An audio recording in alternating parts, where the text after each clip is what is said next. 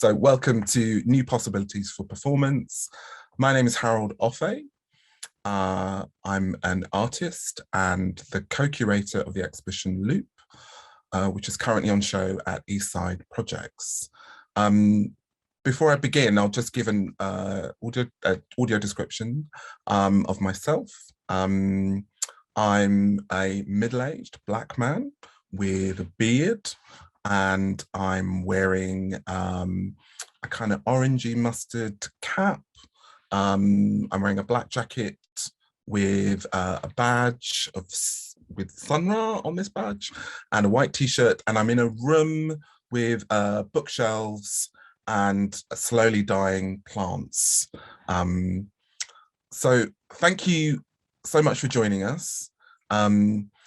Today's event, we've got an amazing array of speakers who are going to be providing us with provocations, positions, commentary, perspectives in thinking about the current status of performance and what's at stake, particularly with performance in terms of where we are at now. I just wanted to kind of give a bit of context for why this event is happening. Over the last 18 months or so, I've been fortunate enough to be working with Eastside Projects in Birmingham on the development of a group show, which sadly ends today, Loop. If anyone is in Birmingham, West Midlands area, you have a few hours to kind of get down to see the show before it closes later this afternoon.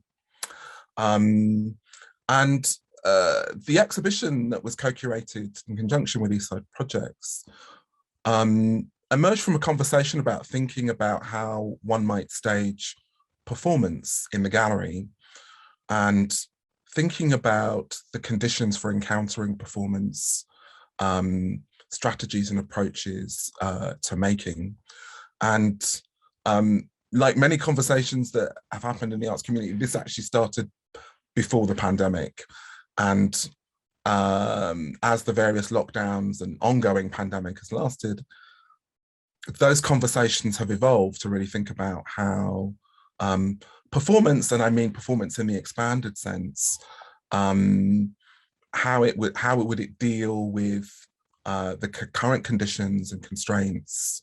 What are the emerging practices and conversations that are happening? Loop as an exhibition was being very fortunate to be supported by DanceXchange, and we have Lucie Mirkova, who's one of our speakers today from DanceXchange. Again, I think to expand the narrative around thinking around performance from the visual arts, through live art, through dance. And I think we'll have those range of perspectives being held with us today. Maybe just a little bit of housekeeping. So today we have BSL interpretation. Throughout the discussions and presentations, will be marked by BSL interpretation. We also have closed captioning, but that's through Zoom. So you might have to enable the closed captions. So there's a CC button that you can enable to turn that on. Just to let you know, the event is being recorded and will be available for people to access after this live event. The way that today is going to be structured is that in a moment, we are going to have our panelists giving a short presentation structured perhaps as a kind of provocation or prompts. And I'll introduce very briefly each of our speakers before they give their presentation. So we'll go through those, and then we will take a short break, and then we'll come back for a discussion phase.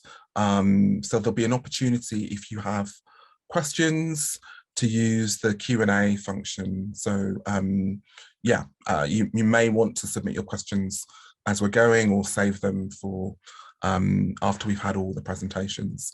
And hopefully that will feed into the kind of wider discussion. I think from my point of view, today is I'm looking forward to the kind of mix of provocations, speculations, imaginings. So I really, really would encourage you to contribute. Okay, so hopefully that's most things.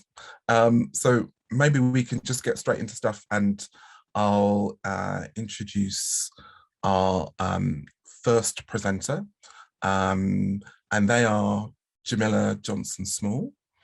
And Jamila Johnson-Small is an artist, dancer and writer based in London. They currently work under the name Seraphine 1369. So I'll hand over to Jamila. Morning. So it's a little early for me. I give you my description. I'm a Black female presenting person, sat on the floor. Behind me is a white background, and sneaking in on the side of the frame is a table, a copper table leg. I am wearing very thin, quite large gold earrings and have half my head shaved. The rest of my hair is black dreadlocks, and they're tied up. I'm wearing a green polo neck. Yeah, I'm never first, so this is an interesting position, and it's 11:11. I'm just going to read something to you.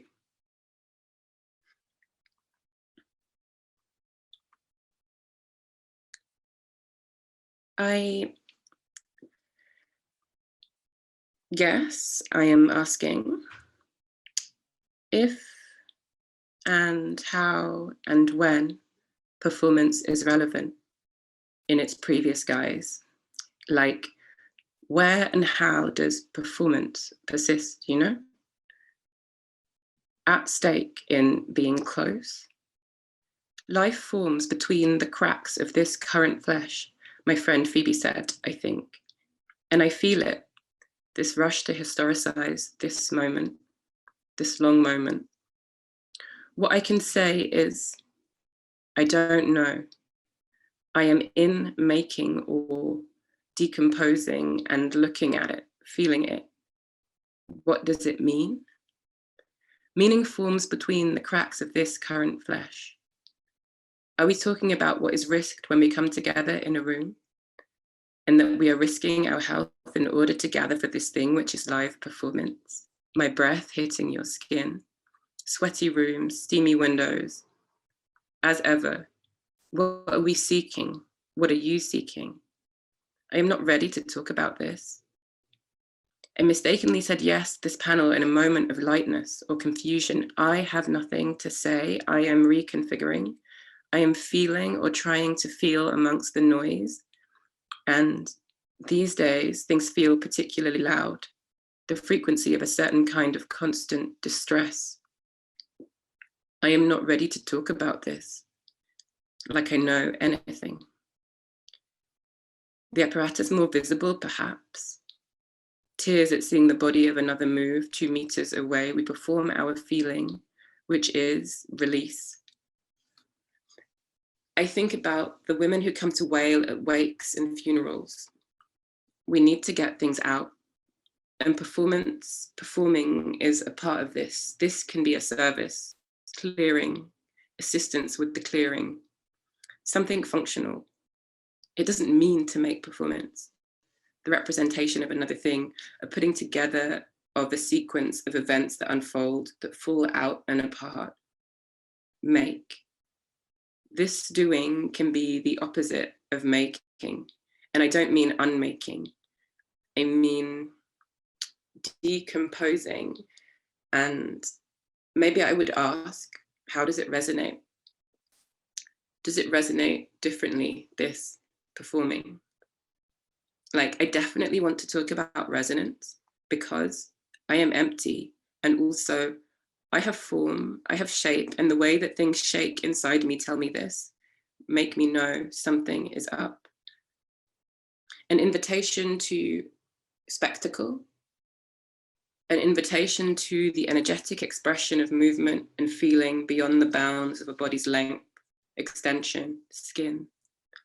Back to dynamic expression performance like fighting, fighting to be seen from far away, making visible, enlarging.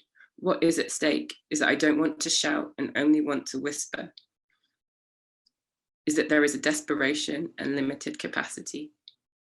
Infrastructure still crumbling. What is at stake is who cares, who can care, who is still caring, whose care becomes a crack in them with an angled crowbar, wrenching it wider until there is only a hole. What is at stake? To risk, wager, put at hazard, or risk upon a future contingency. 1520s, perhaps from the notion of place, a gambling wager on a post, or generally, put up something to be won or lost at a wager. An interest, something to gain or lose. Have an interest in the turn of events, have something to gain or lose. State of being laid or pledged as a wager. State of being at hazard or in peril. In 1948, G.B. Harrison edited the complete works of Shakespeare. In a particular part within the Appendix 5, there is a detailed description of a form of entertainment from the era, which involved a tussle between a bear and dogs. People would place bets on the killings of the dogs or how long the bear would be able to sustain. This was the first usage of money being at stake. It feels indulgent to be here reading my poem, talking about how things are not fine, whilst pretending they are fine. Someone I know says, papering over the cracks. This performance here now makes me feel things are a farce, and I only want to perform when it is real, and performance is a possible container for too much realness that we frame it as artifice, object. It is hard to look at things head on, so we take other strategies. I heard that trauma is an event you are too overwhelmed to experience. The light was too bright and I could not see. Overexposed, burnt, raw. Performance is not mediated, or performance is the mediation, is the entirety, is the total scenario, which is why there is no passive spectatorship. The illusion, this illusion of being, of there being some pure state to reach. If only we could remove the obstacles, but maybe we are the obstacles. These eyes, this skin, this mind. Is it that we want out of these bodies to access something pure? There is nothing and everything in between us, and this can be close enough. I saw a meme the other day that said something about how we actually never touch, how touch is an impossibility. What do we think we are doing? What is at stake is the permeability of our bodies. What is at stake is our boundaries being crossed. What is at stake is our inability to contain and suppress all that we might choose to. What is authorship when Zoom is the architecture? Someone said to me recently, and I thought this was very wise, sometimes just a potent metaphor is just enough. Performance has always been a virtual experience, which doesn't discount viscerality.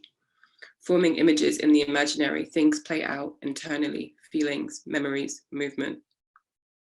This meaning is made by context, and so making performance here is one thing, right here.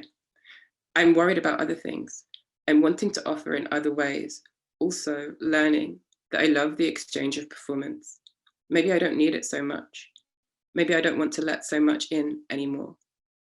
I don't want to give so much out like that, exposure anymore. I'm like, what does it mean to talk about making performance in an interface that suddenly dominates and is not neutral?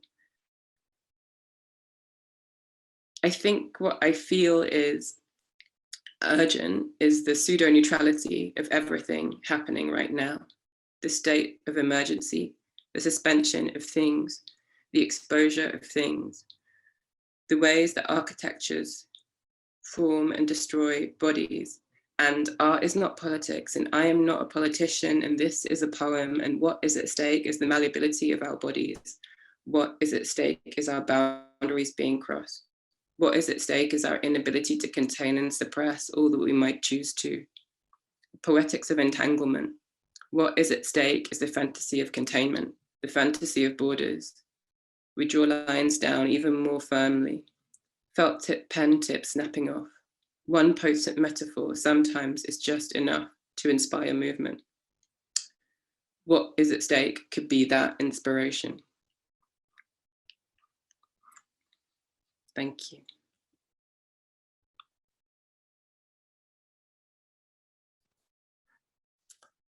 Thank you, Jamila. That was fantastic.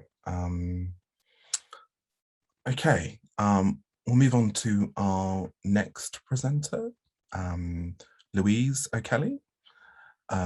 She is an independent curator, and in 2015, she founded Block Universe, in London's leading international performance art festival and commissioning body, with a mission to create a platform and support structure for a new generation of interdisciplinary artists working with performance. Louise speaks regularly about performance issues, panel discussions, and she holds an MA in Contemporary Art Theory from Goldsmiths, and was a Vision Forum research member at Linköpings University, which I think is in Sweden, I believe. And she currently sits on the steering group, the UK-wide Live Art Sector Review, in partnership with the Arts Council England. Thank you very much for being with us, Louise. Over to you. Thank you. Just to introduce myself briefly, I'll describe myself. I'm a white cisgendered woman with shoulder-length brown hair, light purpley kind of top, and a white scarf because I'm kind of cold. I have a bookshelf behind me on the left of the screen, and to the right there is an image of a landscape hanging on the wall over a couch. So what is at stake in performance now? Well, first of all, I'd really like to thank everyone for having me be part of this discussion and provocation, and Jamila as well for her beautiful opening text. For me, I guess the best way to answer this question was to think through the ecology of performance, which is really where I see myself or Block Universe sitting within. So for this, I really wanted to look at the ecosystem within the UK in particular, which is comprised of venues, producers, curators, artists, you know, anyone who's involved in the making and presenting of work, essentially. And obviously at the point that this conversation happens, we're looking at a very specific set of conditions, given the particular precarity that's been induced by the last few years. And I thought to examine this through a specific lens in terms of a lot of research that's been done on the condition of artists and this ecosystem in the last while. So I will also be referencing some of the work from the Live Art Sector survey. So I hope that I'm not doubling too much up on what Barak will say from the Live Art Development Agency who led that research. But my provocation, I felt, was rather than, you know, drawing a conclusion about our conditions or speculating about a future approach, I really wanted to, you know, state that where we are now, in a sense, and I felt that that would be really, there's so much there to break down and discuss already, I think, in terms of reviewing the present and looking at what is at stake in performance. So it's, yeah, I guess a more analytical rather than embodied sense of this space. So, I mean, obviously, even before the pandemic came, which kind of has been the, you know, a main kind of accelerator of, you know, increasing precarity, the arts and culture sector was already experiencing a great deal of pressure from the fallouts of a long period of austerity. And by that, I'm referring to the fact that since 2010, at least, the UK government has undertaken widespread and deep cuts in most areas of public funding. So this has, by necessity resulted in negative impacts and rising inequalities on the health of the people of this land, as a lot of those cuts did relate not only to the arts, but also to social care, which the arts has been increasingly tasked with, filling in the gaps of.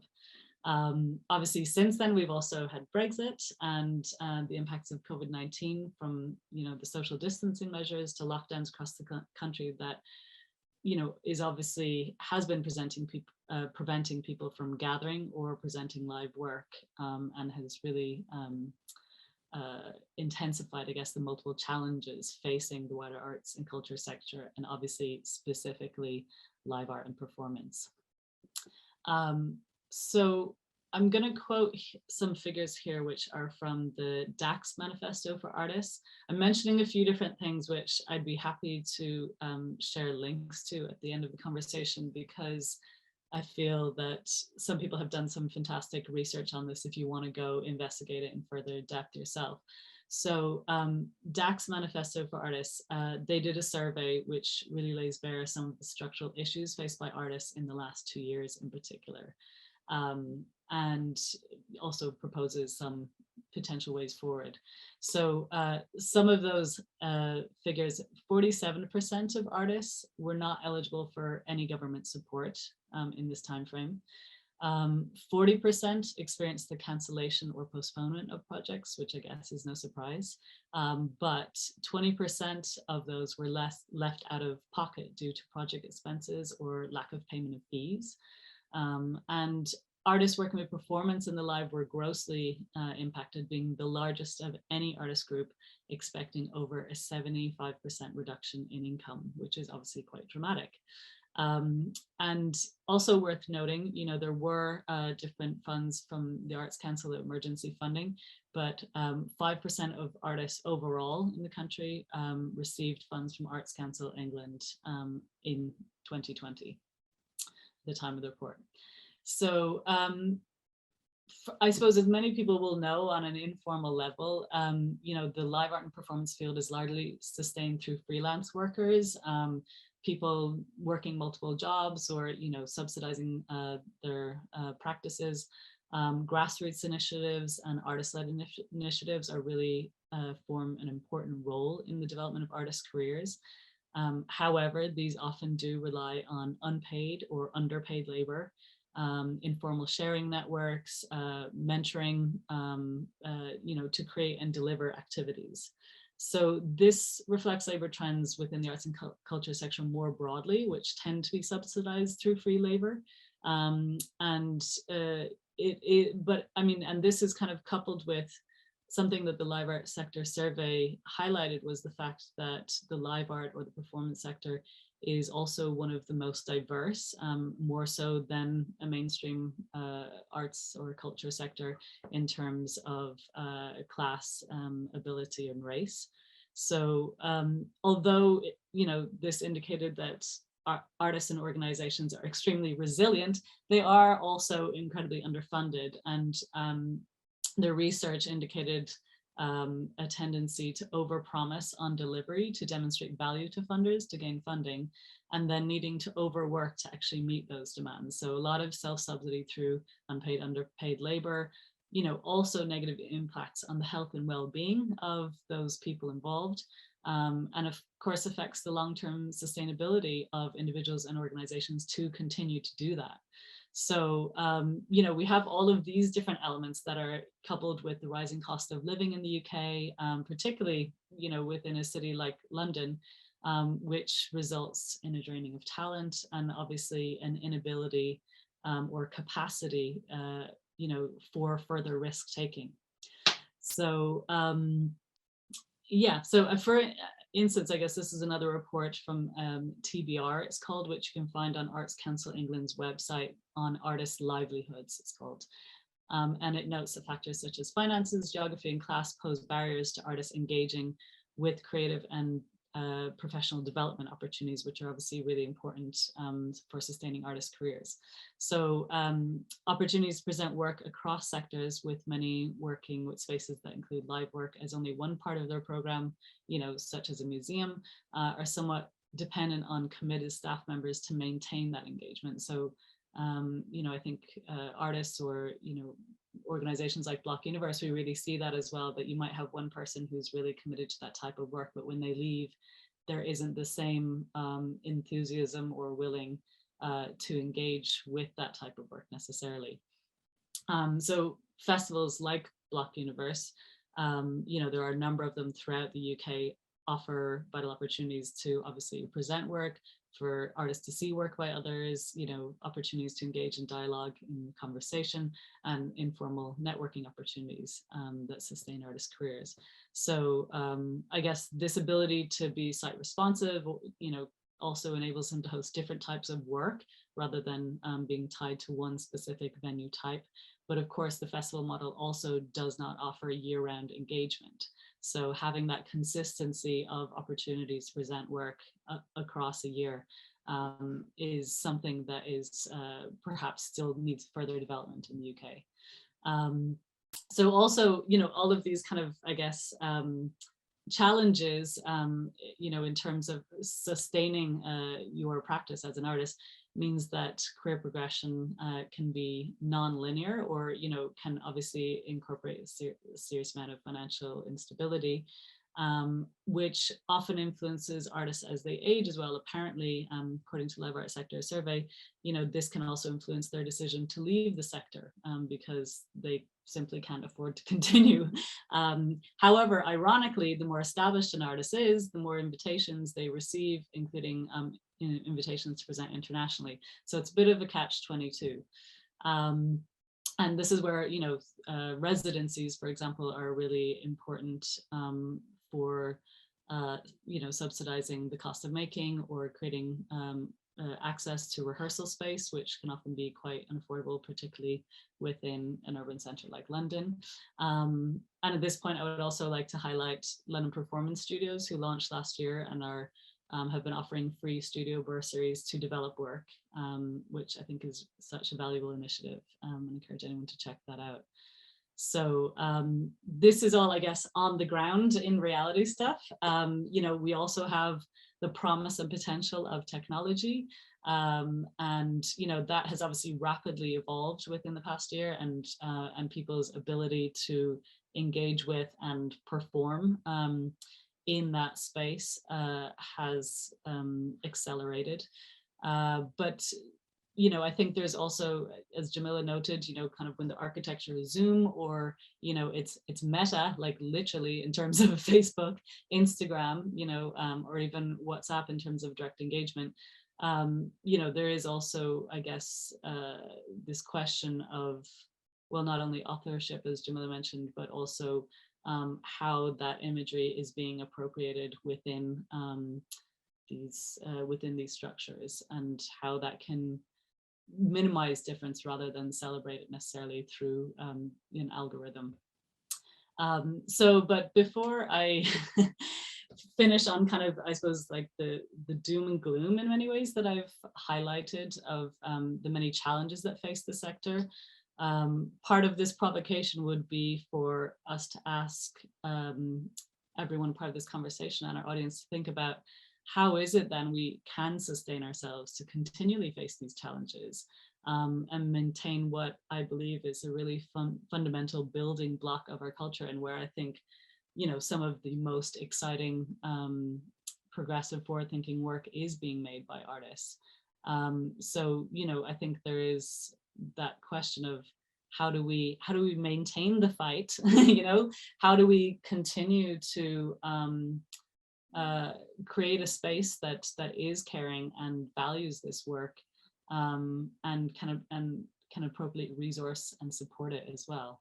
So on my closing, I'll share with you once again DAC's Manifesto for Artists, which has a few suggestions for ways forward, which they polled artists on, and some of the most popular suggestions for that was universal basic income.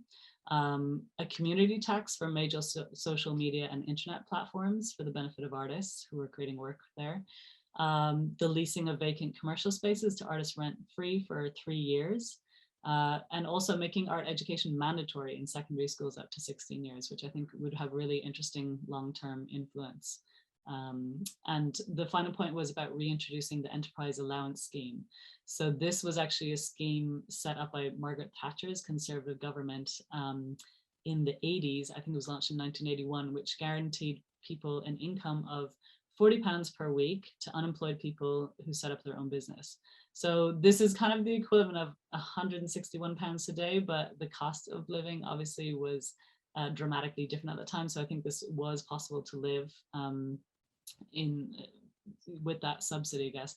And it benefited the likes of Tracy Emin, you know, who's able to maintain her artistic career, and other creative businesses and organizations who have gone on to become major players. So those are all of my points. Thank you so much for listening, and I look forward to continuing the conversation.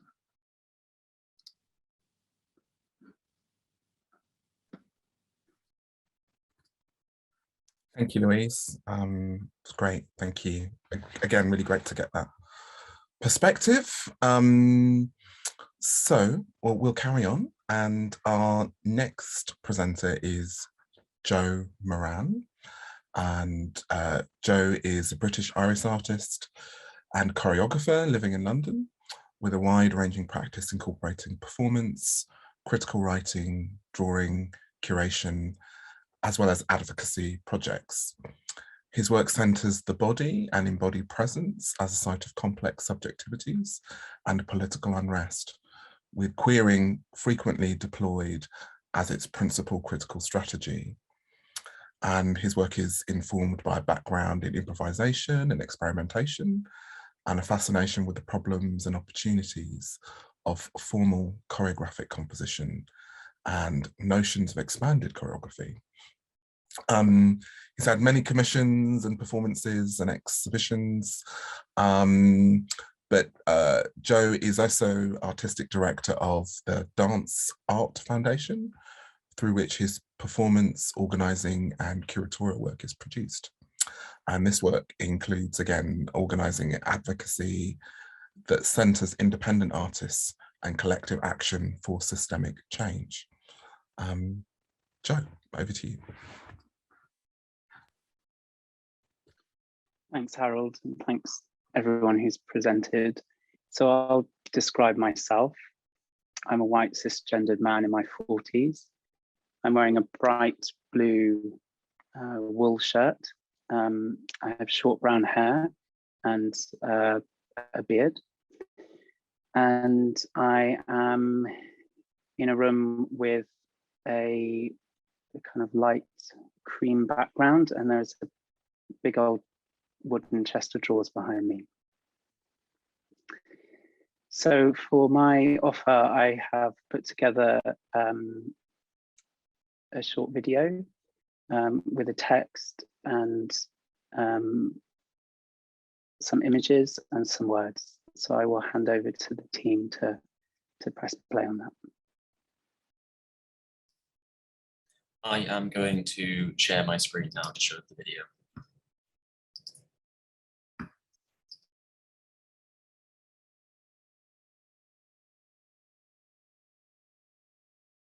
When I think about offering a provocation on what is at stake in performance now, I think about The End of Choreography by Antje Hildebrandt, an artist's provocation that I love. I think about Antje's structure of telling us what she thinks when she thinks about something. And I think about borrowing this structure as a kind of homage to her provocation. And so, when I think about what is at stake in performance now, I think about the question, what is at stake in the world now? And I wonder if they are the same question. When I think about what is at stake in the world now, I think about injustice, discrimination, and violence, interpersonal, institutional, and systemic. I think about global and racial inequity. I think about the pandemic, about living online, and I think about digital poverty. I think about the success of capitalism being contingent upon the oppression of a majority, and I think about my complicities and my sense of hope and my sense of defeat.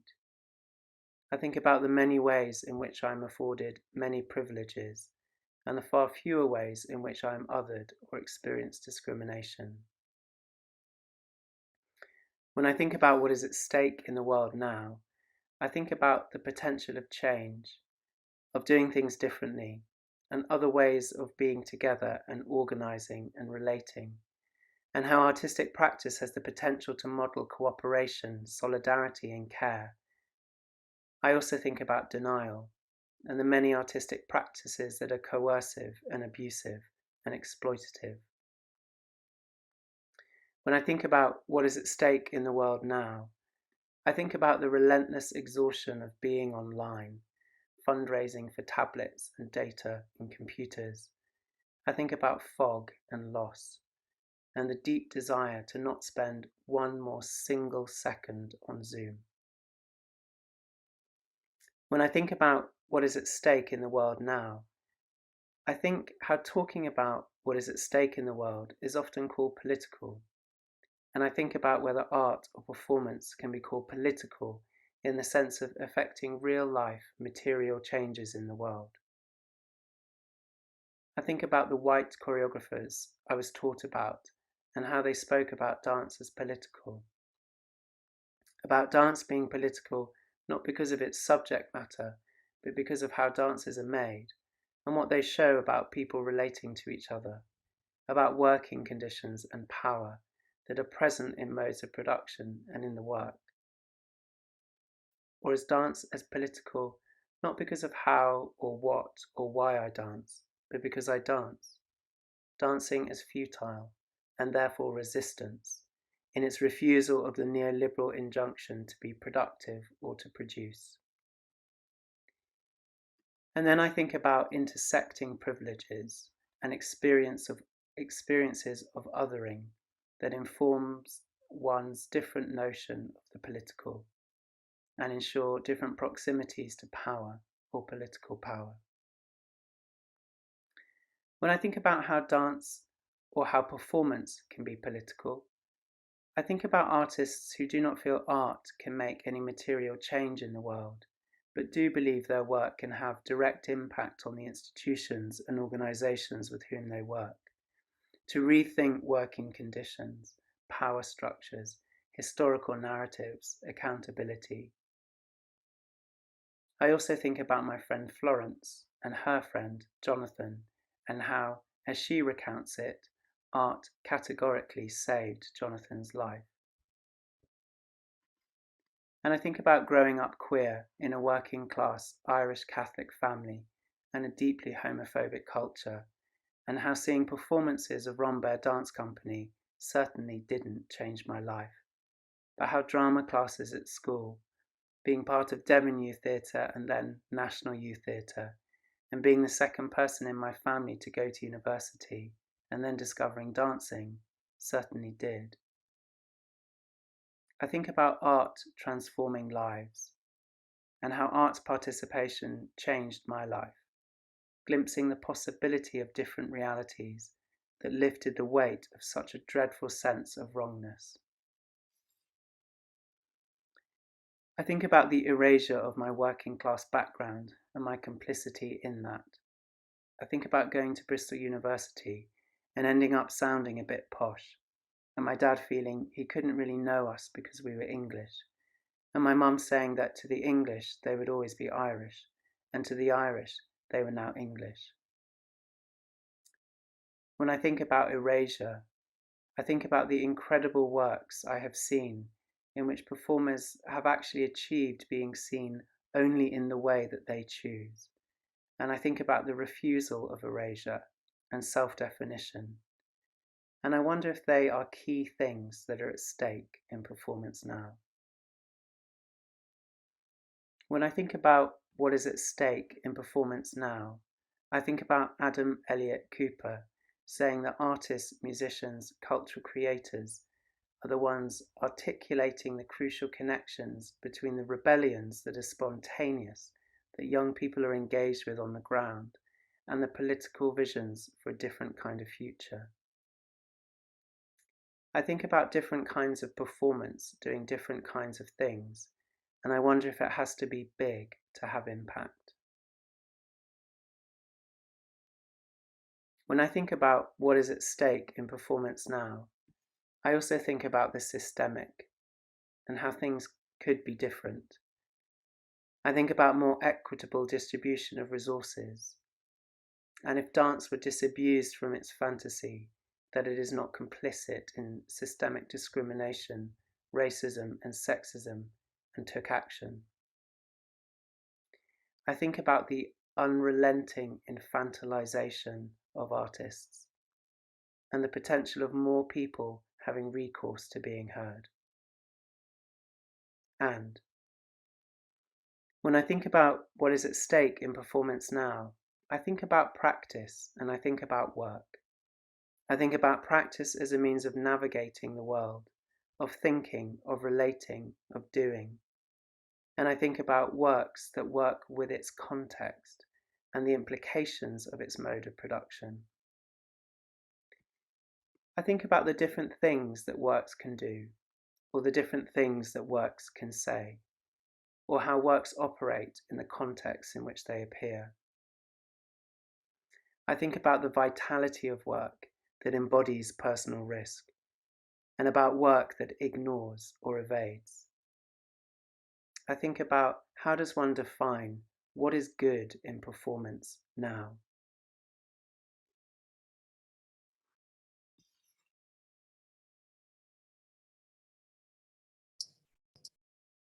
So I am stopping my screen share now.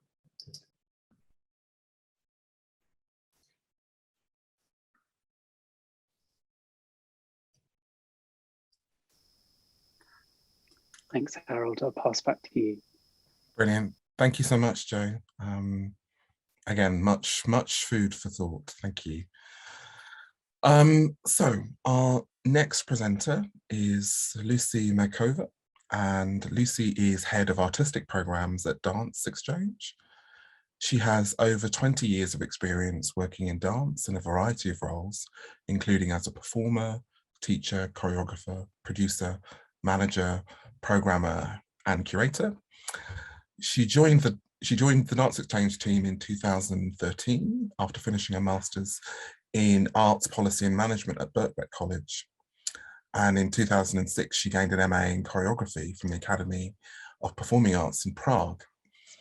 She has worked for a number of dance organizations, including, I'm not sure how to pronounce this, .504 dance company, apologies, and the first regularly funded contemporary dance company in the Czech Republic, and Retina Dance Company in Nottingham. As head of artistic programs at DanceXchange, she leads on the strategy, planning and development delivery of all artistic programs and leads artistically the Birmingham International Dance Festival. And also just to add a further thanks to Lucie and DanceXchange for including the Loop exhibition and also this event as part of the Birmingham International Dance Festival. So over to you, Lucie. Thank you. Yeah. Thank you, Harold, for the introduction, and also thank you, Eastside Project, for inviting me and inviting DanceXchange, to this collaboration for the festival. So good morning, everyone. I will start with audio description. So I'm a white woman with brown framed glasses. I have brown hair in a bun, in a top bun, whatever we call it. I'm in a space with white walls. Behind me is a mirror that reflects the main door. Hopefully no one's gonna knock on them for the next 10 minutes. And I'll also have a poster behind me, which is a black and white illustration map of Birmingham. So I thought I will start today with giving you a bit of a context of where I'm coming from in my today's, I would say, more a reflection with a bit, some questions I'm asking myself on the theme of what is at stake in experiencing performance. And as I said, it actually posed quite a lot of questions than answers, but that's the point of today, I think. So as Harold mentioned, I'm currently working at DanceXchange. For those who don't know, DanceXchange is a regional dance development organization for West Midlands region with we in the core of our business is sort of talent, audience and business development. And one of our biggest projects we run is the Birmingham International Dance Festival, which is a major biennial festival that takes over the city's theatres, streets and squares. And yeah, obviously from 2020 online, we also occupy the online spaces. So my role within the organization is focused on our artistic programs, which include regular performance seasons, co-presenting with other dance organizations and festivals in the city. But we also provide a rich artist support and development initiatives program, both locally and nationally, so it's all sort of connected one to the other. Today, I will be mainly speaking from a perspective of an executive producer, programmer, and commissioner in a specific context of the international festival here, specifically in Birmingham, and focus on our current experience of producing the festival in times of pandemic in 2021, and what we observed, learned, and what we take with us to the future, including all the questions we are asking. I thought it's also important to mention that for us as an organization, it's been always, and that's also what led to a collaboration with Eastside project, it's been always important that we support creative practice and of artists that represent a range of choreographic practices and styles. And we are very keen to explore where and how dance is presented beyond the traditional spaces. This has informed many of our programs, and some of you might know we used to run a Jerwood Choreographic Research Project, which was a national investment program supported by Jerwood Charitable Foundation to support new ideas and thinking in choreography, and that was open to artists and creatives working in any art form who are interested in open-ended research that they consider choreographic. And some absolutely incredible ideas came out of it and manifested in some live experiences across variety of spaces, from galleries, countrysides and care houses. And that's sort of at the core of the organization, this how do we support, artists beyond calling it dance or choreography, how do we, work all together across, art forms. So, and as I said, this is the reason also why we really keenly are working with Eastside Project and co-commission Loop. So until 2020, about 40% of the festival took place in theatres and spaces for performance, but we were around 60% presented in outdoor and non-traditional spaces. But yeah, as we all are in this space now, the Zoom world, in 2021, with all what's happening, in the world and around us, we also have to embrace and start occupying the online space. Yeah, so as you can see, we've been exploring performance experiences in many contexts and spaces, but I will now specifically focus on 2021, when we had to, due to circumstances, ever-changing and uncertain times, we had to run a festival of two parts, fully online in June and live in autumn, which provided with a lot of food for thought and a lot of experience and learning that now we're sort of considering what do we take with us to the future. So the reason we ran the two editions were mainly around what was possible at the time, but also our commitment to stakeholders, and being able to use these resources to support artists in the time of lockdown, but also at the time of the reopening the sector in summer this year. And we also been working with limitations around international mobility, so we had to rethink what the international part of the festival, we need to reposition what it is under the pandemic circumstances, but also under the really serious ecological crisis we are in. So these changes are been already happening before, but now are even more so present. So the decision's been made to run a fully digital version of the festival in June, and then we sort of looked at what the autumn might look like. Would I ever repeat this experience? know for many reasons both the pressure on both the team and the artists, but yeah, I think there was some learning, you know, in between that, how to do things and maybe how not to do things. So I thought I will share a little bit about what was actually happening and how did we position performance in both editions.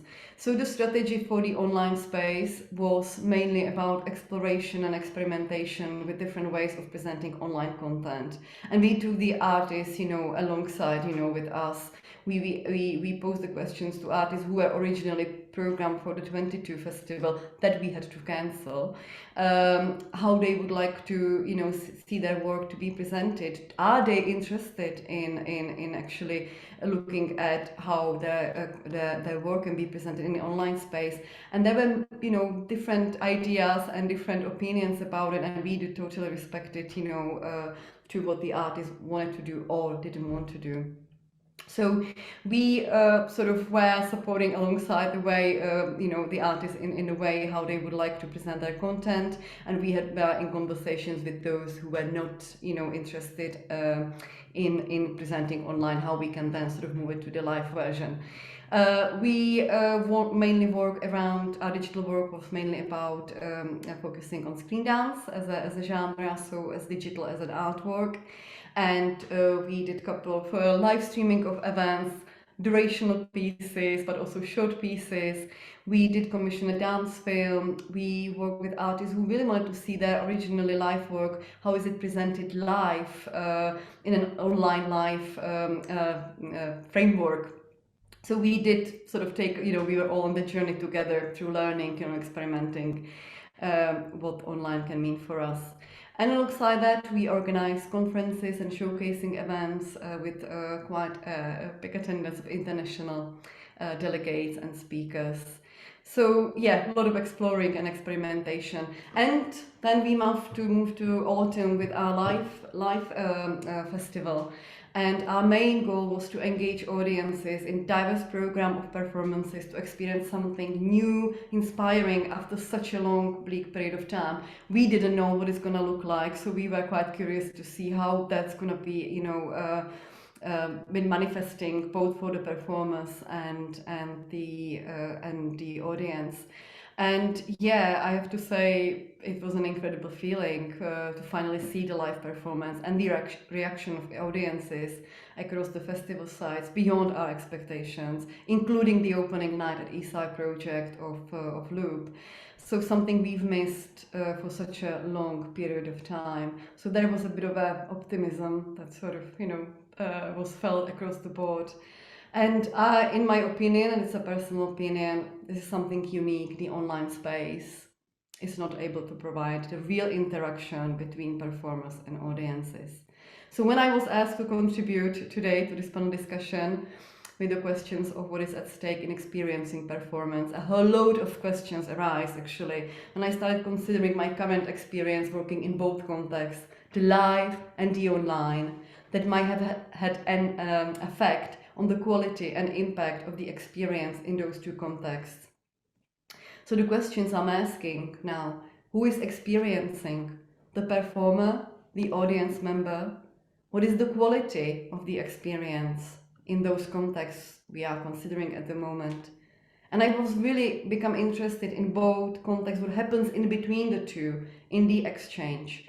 What is the in-between made of? What is the experience made of? Is it a physical experience, the surroundings including sound, space, proximity, accessibility, attention, the space between the performer and the one who is observing? Is it the emotional experience? How am I feeling in that experience as a performer or as an audience member? What emotions and what level of emotions this might trigger?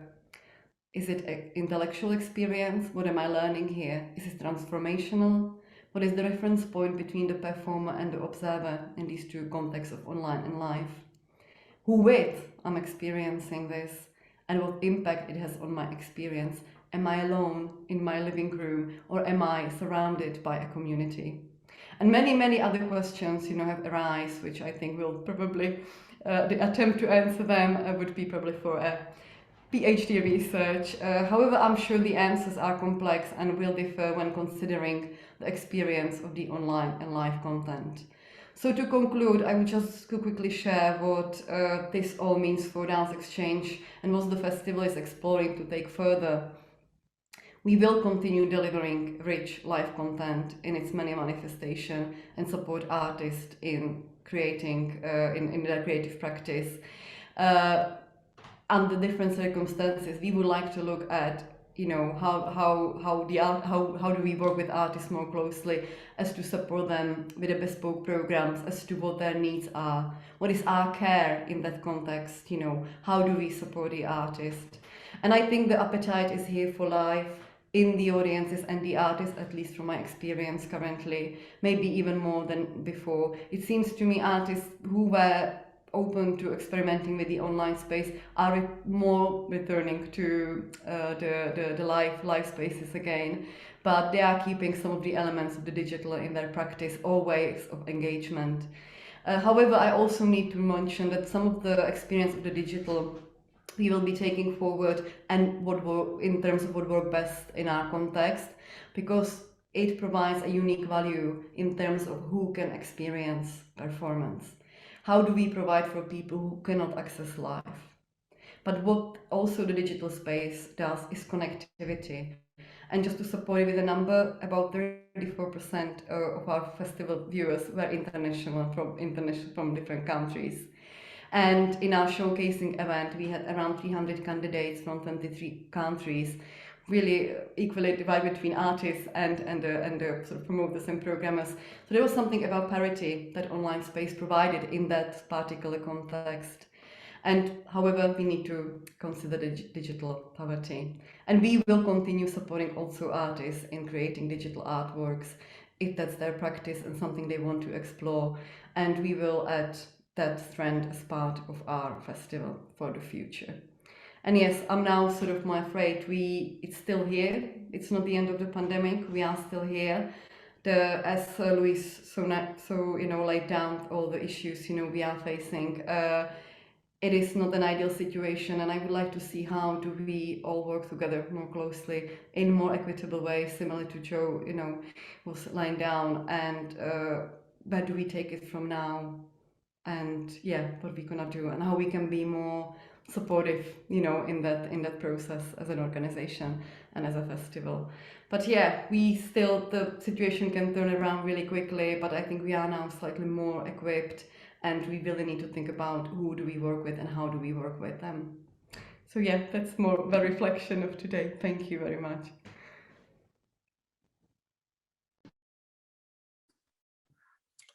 Thank you, Lucie. Thank you very much for that. Okay, our final presenter is Barak, and I'm going to hand over to Barak to introduce themselves and their presentation.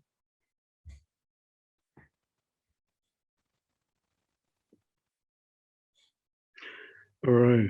Hello, I'm Barak Soleil. I am one of the new co-directors of a live art development agency, which has also been referred to as LADA. For audio description purposes, I am a dark brown skin Black person. I have a shaved head, a soft gray peppered beard. I am wearing a turquoise jumper, and I am within the space of the Live Art Development Agency.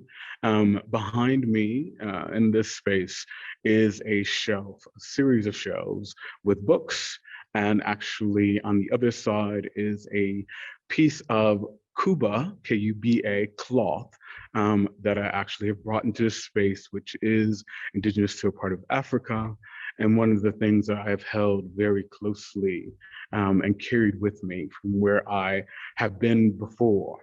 To speak about where I've been before, I have mostly resided within the North America, and I'll refer to it as particularly the ceded and unceded territory, which includes a council of 3 fires, the Ojibwe, the Potawatomi, and the Ottawa. in what is has been referred to as Chicago in Illinois, and as you perhaps can tell from my voice, I have not resided in the UK for that long. I just relocated a few months ago.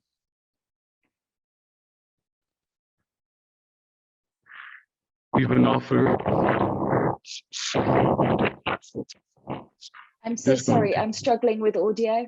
I do apologize. Sorry, this is Rachel Weezy, instructor speaking. I will reset. Yeah, we're having some sound issues. We'll just take a pause.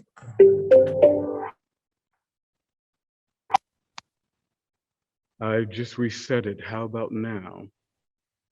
Yes? Okay, thank you. So we have been offered a lot of words and reflections, which are deep, powerful, and resonant. And so in this moment, I just want to give space for breath and no words. So I'm going to take about 15 seconds to do that.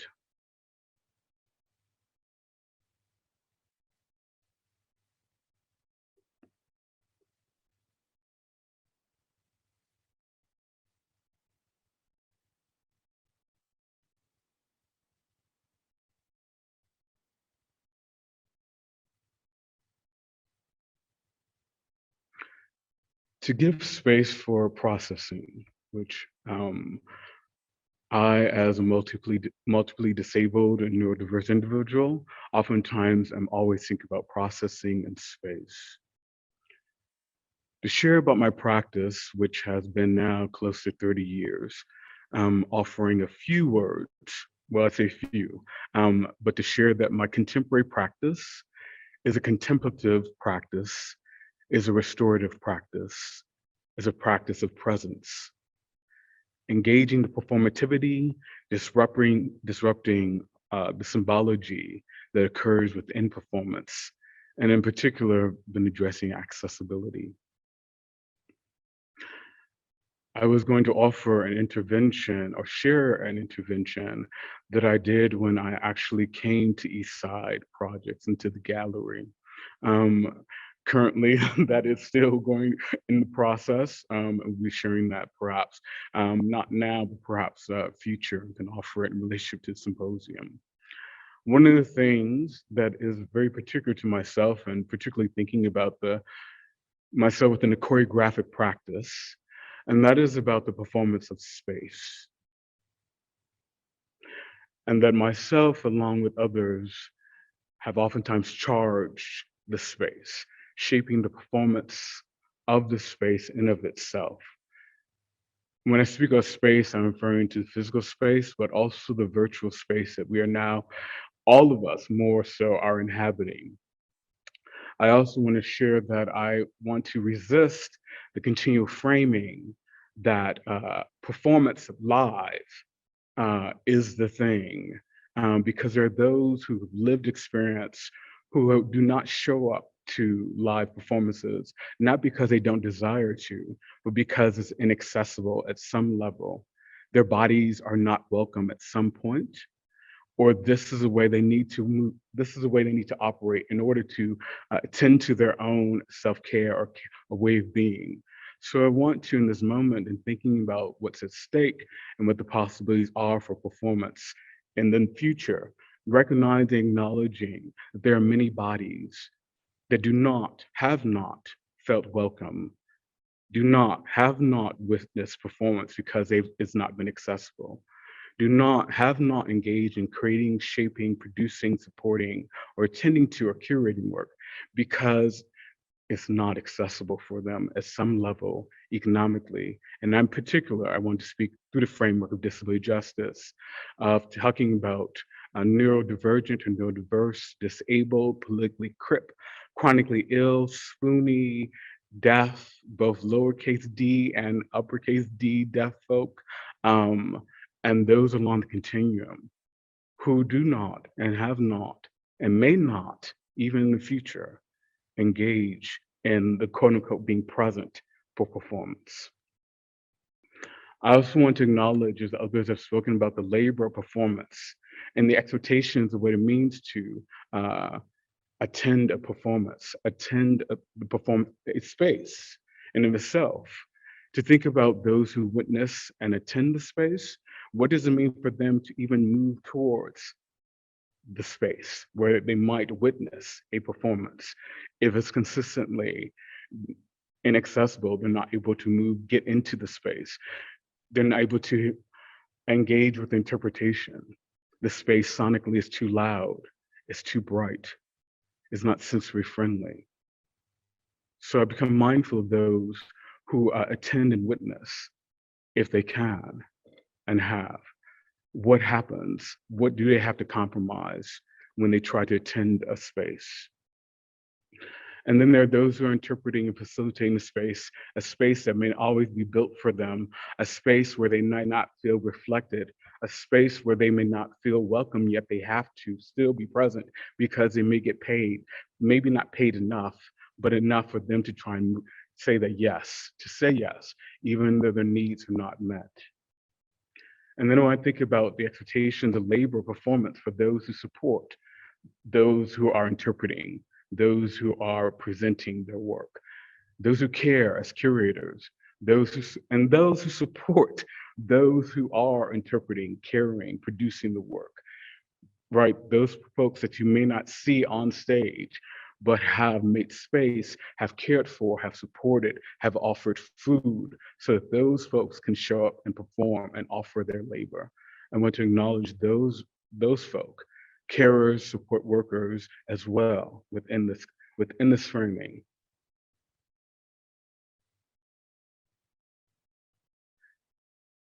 So I talked about the performance of the space and what it means and what I might have shared in terms of the intervention as someone who is multiply disabled, who's neurodiverse, who is Black, who is queer, who is masculine presenting but non-binary, what it means for me to engage in a space and to think about the multiple ways which performance shows up, not just the thing on stage, the ways of moving and navigating and being in the world, and the amount of time that we may spend performing able-bodiedness, performing whiteness, performing cisgenderedness, performing Blackness, performing being politically crip, all the ways in which you're performing.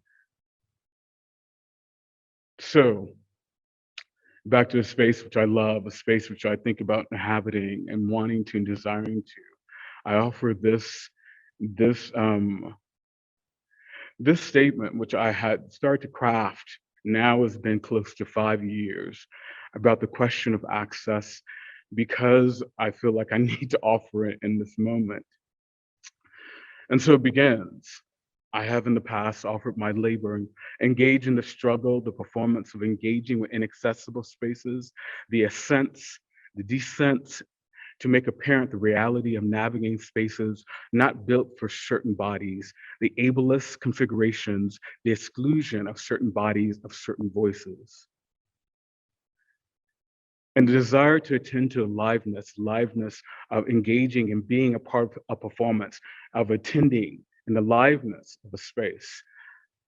I oftentimes do not consent to how my labor is expected to show up, so that I can continue to be in these ableist spaces, so I can continue to do my work. I offer labor, whether or not it is consented, I must offer it.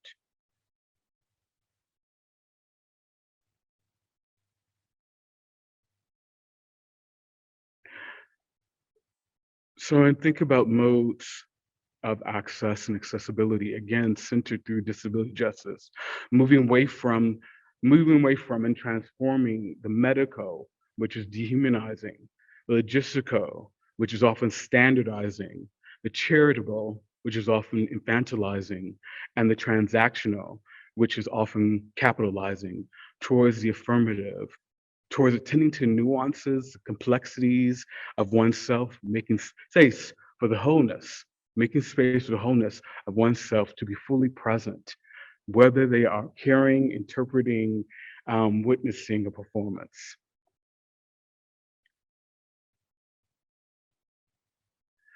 Oftentimes we move towards these modes towards these modes through advocacy, through interventions, through disruption, through activism, through allyship or co-conspirators, through occupying and taking up space, through giving and holding space.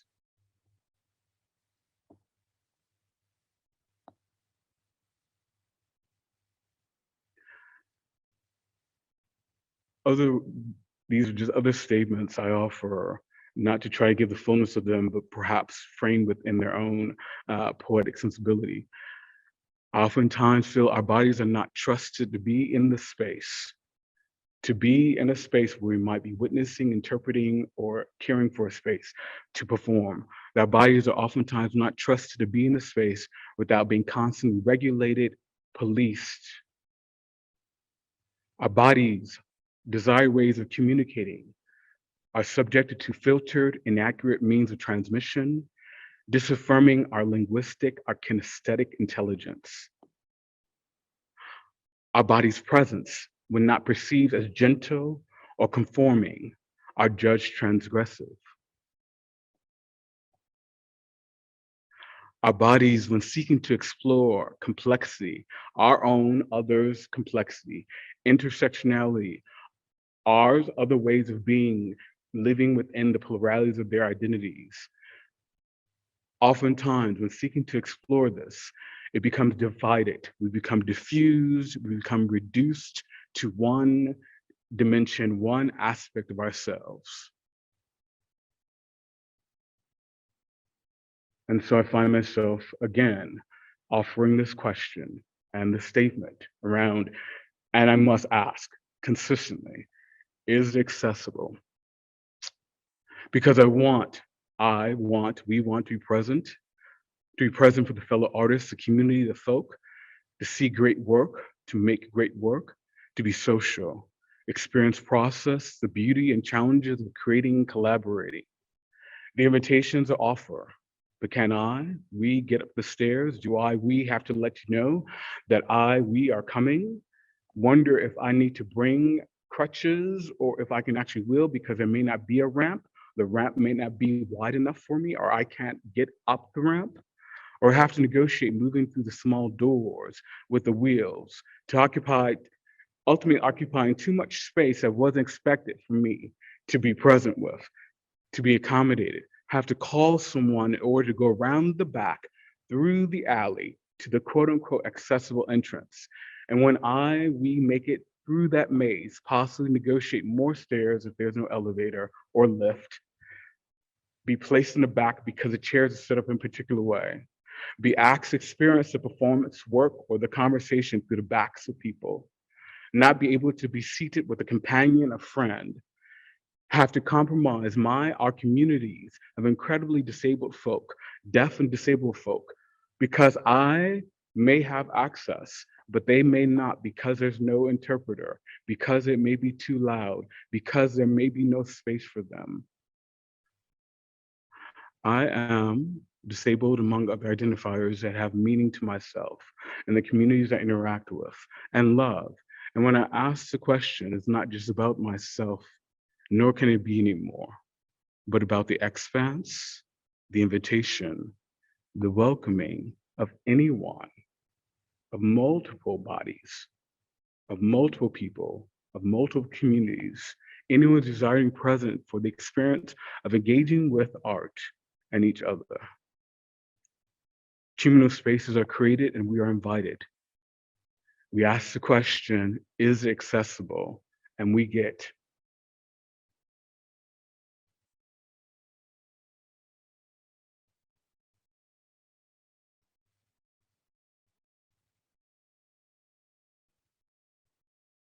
And that is my offering. Thank you.